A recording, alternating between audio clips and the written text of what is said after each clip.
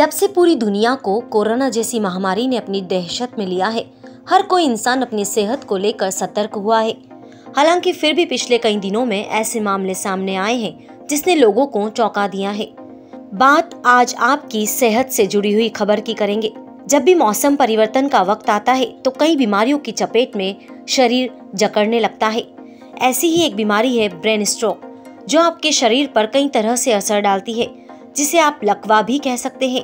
हालांकि ये समस्या 50 साल से ज्यादा उम्र वाले लोगों में देखने को मिलती है, लेकिन बीते कुछ सालों में 30 से 35 साल की उम्र वाले लोगों में भी इस दिक्कत को देखा गया है। सर्दियों में ब्रेन स्ट्रोक का खतरा काफी ज्यादा बढ़ जाता है। मेडिकल टर्म में इसे इंट्राक्रैनियल हेमोरेज के नाम से जाना जाता है। लेकिन सबके मन में एक सवाल उठता है कि आखिर ब्रेन हेमरेज कैसे होता है और इससे कैसे बचा जा सकता है। ब्रेन हेमरेज होने के कई कारण हो सकते हैं, जैसे व्यक्ति को सिर में गंभीर चोट लगी हो। ये चोट दुर्घटना के कारण भी लग सकती है या फिर बचपन में लगी किसी चोट का असर भी देखने को मिलता है। हाई ब्लड प्रेशर भी दिमाग की नसों को, ब्लड वेसल्स की दीवारों को नुकसान पहुंचाता है और ब्लड वेसल्स की ब्लीडिंग या फटने का कारण बन सकती है।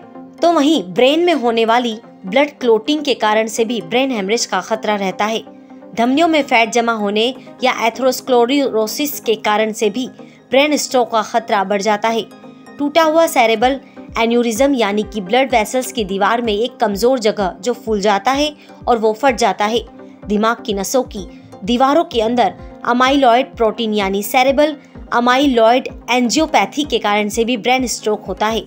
ब्रेन ट्यूमर जो दिमाग के टिश्यूज पर दबाव डालता है, इससे भी ब्लीडिंग हो सकती है और ब्रेन स्ट्रोक का खतरा हो जाता है। इसके अलावा जो कारण देखे गए हैं उनमें मुख्य है धूम्रपान, खूब शराब पीना या कोकीन पीने से भी ब्रेन स्ट्रोक का खतरा बढ़ता है। गर्भावस्था में एक्लम्पसिया और इंट्रावेंट्रिकुलर ब्लीडिंग की वजह से भी ब्रेन स्ट्रोक का खतरा रहता है। ब्रेन हेमरेज के और भी कई कारण हैं। ब्रेन को सही मात्रा में ऑक्सीजन नहीं मिल पाना, जिस कारण से दिमाग के सेल्स मरने लगते हैं। ऐसे में शरीर की गतिविधियां प्रभावित होती हैं, जिसे इंट्राक्रैनियल हेमरेज या सेरेब्रल हेमरेज कहा जाता है। अगर 3 से 4 मिनट से ज्यादा वक्त तक ऑक्सीजन की कमी हो जाए तो इससे दिमाग की नसें बुरी तरह से प्रभावित होती हैं और दिमाग की नसों पर असर पड़ने लगता है। ऐसे में शरीर के किसी भाग में लकवा हो जाता है, शरीर का कोई हिस्सा शून्य या कमजोरी हो जाती है, खाने पीने में कठिनाई होती है, आंखों की रोशनी पर भी असर पड़ता है, मरीज को दौरे आते हैं या सिर दर्द होता है और कई बार इसी वजह से इंसान की मौत भी हो जाती है। ब्रेन हेमरेज से बचने के उपाय: हमेशा अपना ब्लड प्रेशर चेक करवाएं।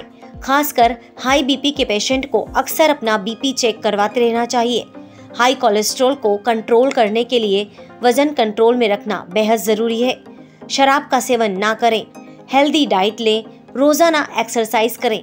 डायबिटीज है तो शुगर को हमेशा कंट्रोल में रखें। सर्दियों में ब्रेन स्ट्रोक का खतरा ज्यादा रहता है क्योंकि इस मौसम में खून गाढ़ा हो जाता है, खून के पतली नली सक्रिय हो जाती है, जिसकी वजह से ब्लड पर प्रेशर पड़ता है और इसी कारण से ब्लड क्लोटिंग का खतरा बढ़ जाता है। ब्लड प्रेशर के मरीजों को ब्रेन स्ट्रोक का खतरा ज्यादा रहता है। ब्लड प्रेशर अगर बढ़ता है तो दिमाग की नसें फट जाती हैं, उसमें रुकावट पैदा हो जाती है। सर्दी के मौसम में बीपी को कंट्रोल में रखना बेहद जरूरी है। ब्रेन स्ट्रोक के मरीज को 3 घंटे के अंदर अस्पताल ले जाना जरूरी होता है। इन लोगों को ज्यादा सावधानी रखने की जरूरत है जिन्हें टाइप 2 डायबिटीज के खतरे रहते हैं।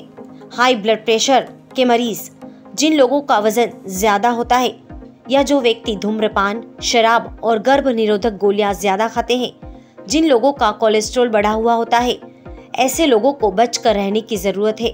इसके अलावा समय समय पर डॉक्टर से सलाह जरूर लें। हमारे साथ जुड़े रहने के लिए देखते रहिए देश रोजाना का यूट्यूब चैनल।